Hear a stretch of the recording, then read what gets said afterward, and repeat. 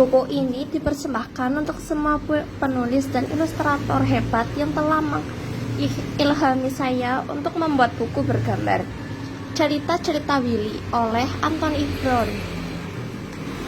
Setiap kali aku melewati pintu-pintu ini, sesuatu yang luar biasa terjadi.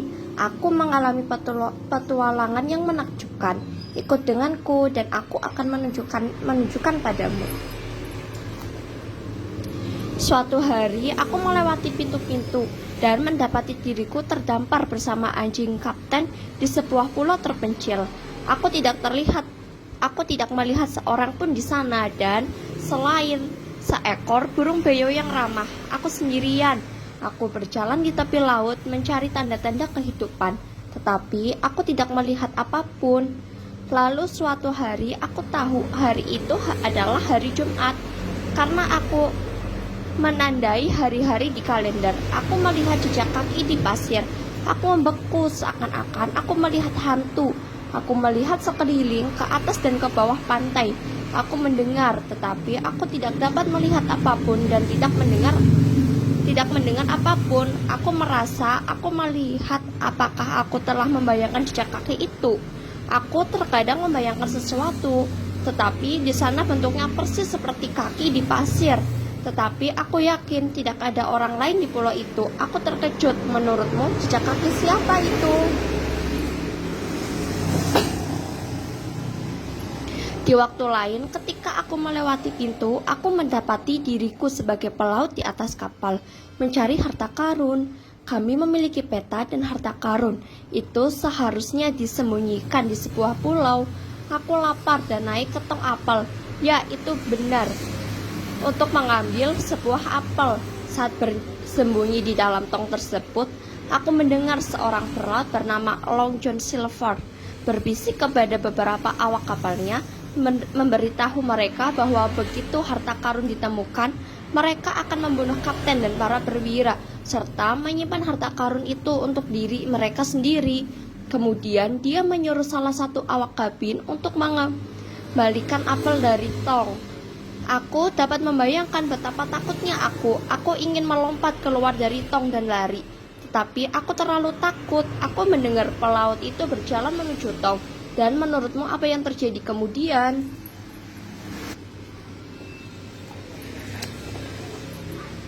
Di hari lain, aku melewati pintu-pintu dan masuk ke pedesaan. Aku harus menyeberangi sungai, tetapi aku mengenakan pakaian terbaikku dan tidak ingin pakaianku basah. Kemudian aku melihat seorang pendeta yang tampak ceria sedang menyapai. Jadi aku bertanya kepadanya apakah dia mau menggendongku menyeberangi sungai. Apa? Teriaknya. Orang pengecut yang menyedihkan sepertimu berani memintaku biarawan tak untuk menggendongmu menyeberang. Dia berhenti sejenak, lalu amarahnya tampak mereda dan mata kecilnya berbinar. Tapi kenapa tidak? Katanya. Tentu saja aku juga bisa bergembira. Aku bisa membantumu meskipun kau makhluk yang menyedihkan. Sang biarawan menyingsingkan jubahnya dan membungkuk. Kurasa, katanya sambil tersenyum, pedangmu akan basah. Biar ku taruh di bawah lenganku di samping milikku. Aku naik ke punggungnya, dan biarawan tak melangkah ke dalam air dan mengarungi air ke depan, sementara aku berpegangan erat-erat untuk menyelamatkan diri. Aku tidak ingin jatuh ke dalam air. Ketika ia sampai di tengah sungai, tempat airnya paling dalam, ia berhenti, mulai tertawa. Aku merasa diriku mulai tergelincir. Bisakah kau menebak apa yang terjadi selanjutnya? Suatu waktu aku melewati pintu-pintu dan mendapati diriku di sebuah jalan di mana aku bertemu seorang wanita tua. Selamat sore sayang, katanya. Kamu tampak seperti prajurit kecil yang pemberani. Aku butuh bantuan. Kamu lihat pohon ini? Ya, kataku. Pohon ini berlubang. Jika kamu memanjat ke atas, kau akan melihat lubang di batangnya. Apa yang harus aku lakukan di bawah pohon? Tanyaku. Jika kamu melihat ke dalam lubang, kamu akan melihat sebuah kotak di bagian bawahnya. Kotak itu disebut kotak korek api, dan nenekku meninggalkannya di sana khusus untukku. Aku menginginkannya. Aku benar-benar menginginkannya. Jika aku mengikatkan tali di sekelilingmu, kamu akan dapat meluncur ke bawah mengambil kotak itu, dan aku akan menarikmu kembali saat kamu memanggil. Aku ingin membantunya, jadi aku memanjat ke atas pohon dan melihat ke dalam lubang gelap di dalamnya. Lubang itu sangat dalam dan sangat gelap. Aku rasa aku tidak bisa melakukannya, kataku. Jika kamu memberiku kotak korek api itu, aku akan memberimu banyak uang, teriaknya. Kamu akan kaya. Aku tidak tahu harus berbuat apa. Jika kau jadi aku, apa yang akan kau lakukan? Aku pergi melewati pintu suatu hari dan berada di kapal bajak laut, berhadapan langsung dengan seorang bajak laut yang mengerikan, Kapten Hawk. Untuk waktu yang lama, kami hanya saling menatap. Kemudian Hawk berdehem dan berkata, "Jadi kau pria kecil yang mengerikan, bersiaplah untuk menemui akhirmu." Ia menerjangku dengan pedangnya. Aku melompat ke samping dan pertarungan yang mengerikan pun dimulai. Kami bertarung dengan pedang kami di seluruh kapal. Kemudian Hawk menyerangku dengan kait besinya yang besar, mengayunkan kait dengan pedangnya bersamaan. Setiap tebasan akan memotongku menjadi dua, tetapi aku menghindarinya, menari-nari seolah tertiup angin. Akhirnya kami berhenti berkelahi dan Hawk menatapku dengan ekspresi aneh. "Siapa dan apa kamu?" teriaknya jengkel. "Aku pemuda dan kebahagiaan," jawabku. "Aku anak laki-laki yang tak akan tumbuh dewasa." Tentu saja, itu semua omong kosong, tetapi sesuatu yang aneh terjadi selanjutnya. Menurutmu apa itu? Suatu waktu, aku melewati pintu-pintu, dan aku tahu kedengarannya gila. Aku merasa diriku jatuh ke dalam lubang yang gelap di dalam. Lubang kelinci. Lubang itu begitu dalam sehingga aku sempat melihat ke sekeliling saat aku jatuh. Dinding-dindingnya ditutupi rak-rak yang penuh dengan benda-benda aneh, dan aku meraih salah satu saat aku jatuh. Setelah jatuh seperti ini, kataku pada diriku sendiri, aku tidak akan pernah khawatir jatuh dari tangga lagi. Turun, aku jatuh. Apakah kejatuhan ini tidak akan pernah berakhir? Tiba-tiba dengar suara hush dan tum. Aku mendarat di atas tumpukan daun kering, tetapi aku tidak terluka dan melompat berdiri. Saat itu gelap, saat mataku mulai terbiasa dengan cahaya redup. Aku melihat sosok dengan telinga besar bergegas menyusuri lorong panjang dan berbelok-belok di sudut jalan. Aku bersumpah itu adalah seekor kelinci putih. Dia melihat jam saku lalu bergegas pergi. Aku mengejarnya di sudut jalan, dan kemudian, menurutmu apa yang kulihat?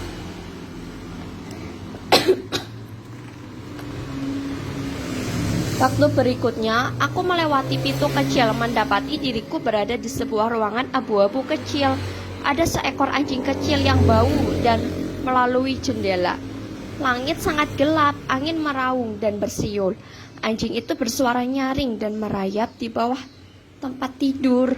Tiba-tiba, ruangan terguncang sangat keras hingga aku terjatuh. Aku merasakan seluruh bangunan berputar-putar seperti mulai terangkat ke udara. Angin menderu-deru dengan mengerikan. Tetapi setelah beberapa saat, aku mulai merasa seperti sedang diayun dengan lembut, seperti bayi dalam buayan.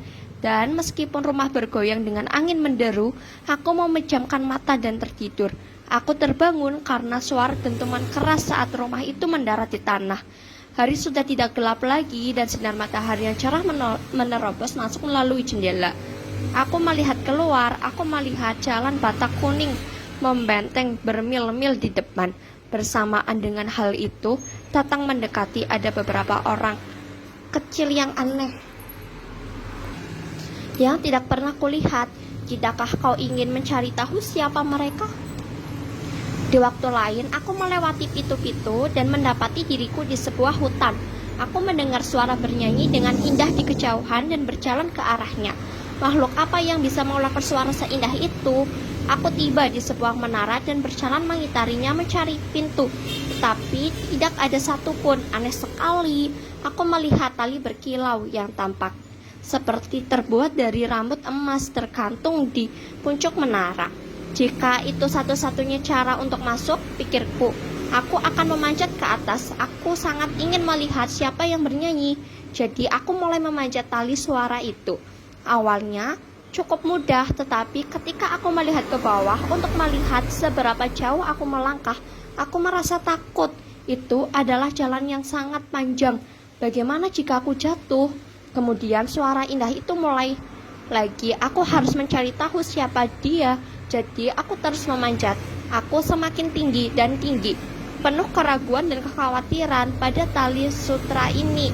Bagaimana jika itu adalah perangkap dan penyihir yang mengerikan di puncaknya? Aku harus terus memanjat. Aku harus melihat siapa yang ada di sana. Dan ketika saya sudah sampai di puncak, menurutmu apa yang aku temukan?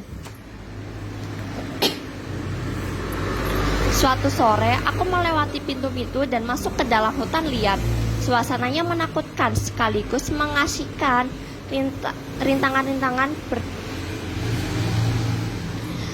Ranting-ranting berderek di bawah kakiku dan dahan-dahan yang tumbang membuatku tersandung. Kemudian wajah-wajah itu muncul. Aku melihat makhluk kecil aneh menatapku dari sebuah lubang. Dengan cepat ia menghilang. Aku mulai bergegas, tetapi wajah lain muncul. Lalu wajah lain lagi. Aku berharap teman-temanku, Tuan Kodok dan Tikus dan ada bersamaku. Kemudian suara siul itu mulai terdengar samar-samar pada awalnya. Dan jauh di belakangku, aku melaju lebih cepat dan mendengar suara siulan itu lagi. Kali ini di depanku. Malam semakin larut. Apa yang bisa kulakukan? Kemudian suara aneh itu mulai terdengar.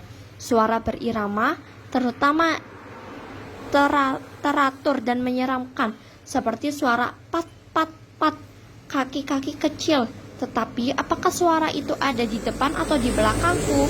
Suara-suara itu makin lama makin keras, dan seluruh hutan kini seakan berlari mengejar, memburu mendekatiku. Aku mulai berlari dan melihat pohon berlubang untuk bersembunyi. Aku merangkak masuk terengah-engah dan gemetar ketakutan mendengar suara-suara di luar. Aku tahu aku telah menemukan hal mengerikan yang telah diceritakan kepadaku tentang teori di hutan liar. Apakah aku dalam bahaya? Menurutmu apa yang mengejarku?